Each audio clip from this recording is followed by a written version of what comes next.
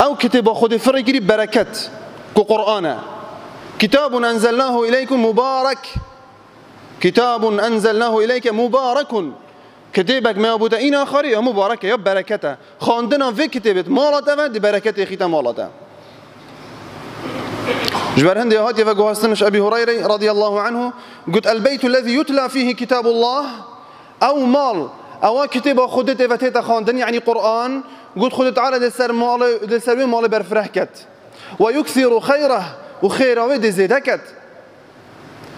وتحضره الملائكة وتهجره الشياطين ملائكة دلوي مال حاضر بن والشيطان دشوي مال الرفن وعكس ويش يا درسته أو مال قرآن تفنيه تخاندن كتاب خدت تفنيه تخاندن خدت على دلوي مال برطانكت بركته ودي انت دري شيطان دل حاضر بن بوچ انك استران تبت هنا قوتن أهل مال بتر قو خدنا استرانا برواي الحلقة وفيلمه ای هنی ماده چه ملائکت هنا جوروا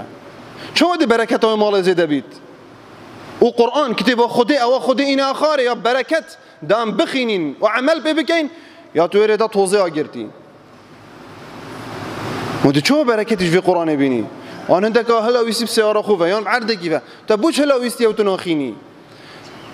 و ما شولان قرآن يعني في زماني إجاري حجرت خدل سرما لكن في زماني إكهابش دانشم قرآن بخينم همي وسائل تشيخ فركه همي وسائل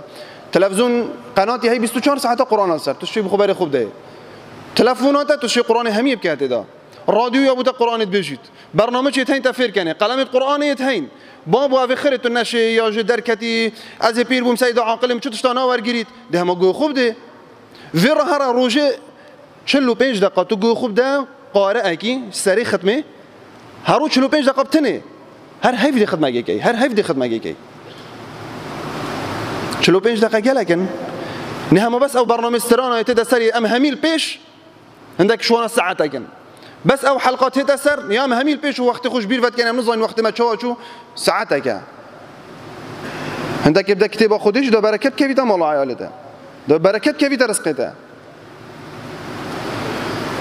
پیغمبر خدا علیه الصلاة والسلام بجتن إن الشيطان ينفر من البيت الذي تقرأ فيه سورة البقرة شيطان شوي مالت الرافيد أو مال سورة بقرة تفت تخاندن چند مال هنو كشيطان التفت نفستينة بالداينة چند مال هنو تأثير السحري ليد بيت جبر چونكي قرآن تفت نهي تخاندن وهما حديث كده پیغمبر خدا علیه الصلاة والسلام بحث مروی بخود کت بجد او سینگ قرآن تدا وکی مال آوای او سینگ قرآن تدانه وکی خانی خرابه وکی کافلایه هوصا نفساته مالاته عیالته دی برکت کوید کتاب خوده او کتاب برکت جبر هنده اگر تدبید برکت کوید مال و عمر و عیالته کتاب خودت مال خوبه بخینه